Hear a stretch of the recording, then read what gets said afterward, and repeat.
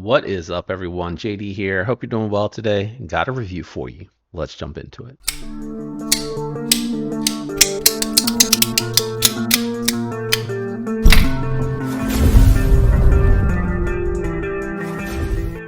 All right, guys, today we're going to be checking out the new JBL Live Pro 2s that I picked up. They were recently on sale on Amazon thanks to the Black Friday sale that they have going on. First thing that I want to point out before we even jump into there, I love the updated case. Nice, slender profile, very clear where you charge it, very clear where your charge indicators are on this one. Now, it looks like perhaps for other versions that use this case, there may be more lighting that goes on here. I'm not 100% sure, but the Live Pro 2 just uses the same three that I had on the Tune Flex and the Tune Buds. I think that's what they're called. Definitely check those videos out if you're interested. They're a little bit more affordable, but this was really close to the same price point for those other earbuds that I had tried out in the past.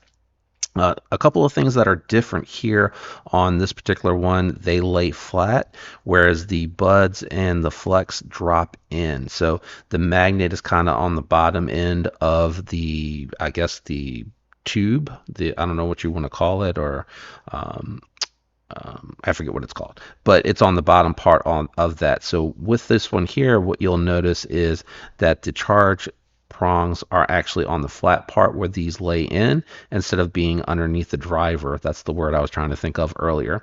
Same thing that you will find with other JBLs. They do have the mediums come on here, and then the large holes. So if you have the larger ear opening in your ear canal, those will fit in there. Well, another thing that I didn't pick up on in the packaging or in the advertisement, I didn't realize that they did like more of a polished finish here.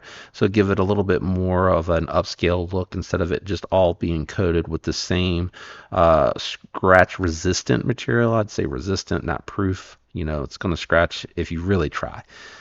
You can see here it is showing whether or not it's connected to my phone. I am recording on separate audio, so you're not going to really be able to hear that on this one, but I can go ahead and test that and show that to you on maybe some B-roll or a secondary clip. There are separate mics all throughout on this particular one here, and one is for speaking. I think it does use all of them for the speaking, but the other one it uses for the noise canceling or adaptive noise canceling, which allows you to hear and have like awareness of what's going on around you. So I don't know if it might just be it.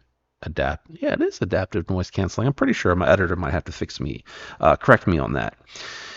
It does have an oval shaped driver here, and the sound clarity on it is really good. What I found interesting about this particular bud versus the other two is the Flex has the drop-in style, so kind of like what you see on this back piece here, and it kind of drops in, and the driver is just on the front piece here aimed at your canal.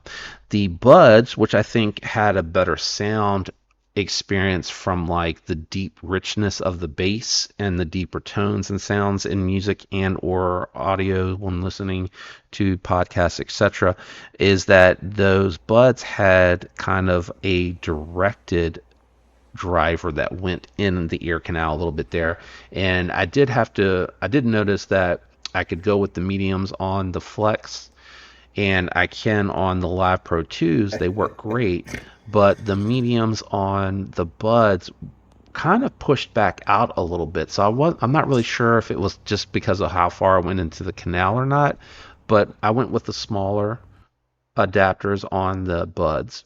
And when I did that, it actually sat in a little bit more comfortable, but I did notice that the noise canceling wasn't as fulfilling because it wasn't plugging it up completely like it was with this one. So this one here kind of combines the both. So it's the best of both.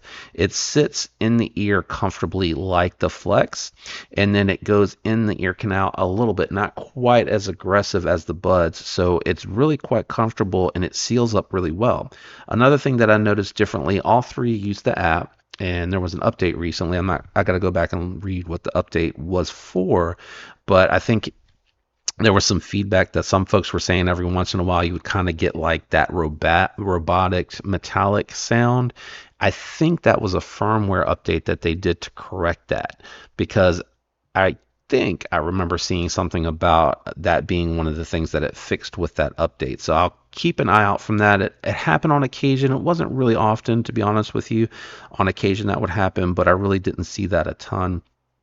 Having said that, really interesting the way that this interacted with the app. So it did a couple of things. You know, you can do the same with all. You have the EQ adjustment. I'd leave it on the jazz setting because I think that one's the best.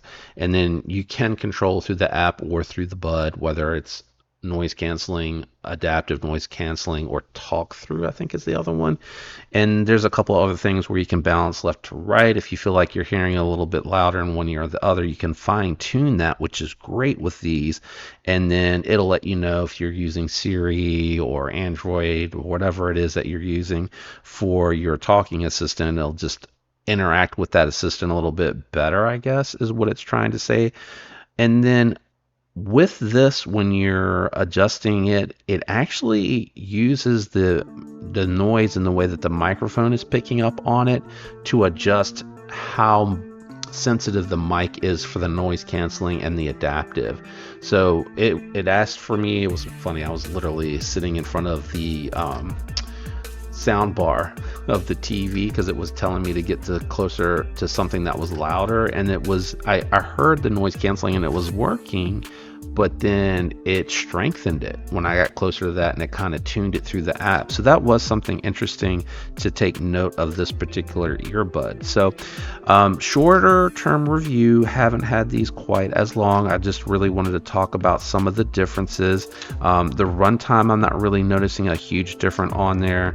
I'm thinking somewhere between 12 and 15 hours is what I'm seeing when it's just the earbud runtime, like on and off. I've never had it die, not even close to coming to dying on a day's use, when I maybe have it in the ear listening to some music, working out of the gym, walking, having it in the ear, one in the ear listening to some podcasts and things of that nature, and then probably about 2 weeks full charge on the case when I stick them back in there. So that's my update with the JBL Live Pro 2s. They really impressed me. I like them a ton. If you're interested, I'll have it linked down in the comments below. Let me know what you think about these guys. I'm out of here. I'll catch you next time, guys. Peace.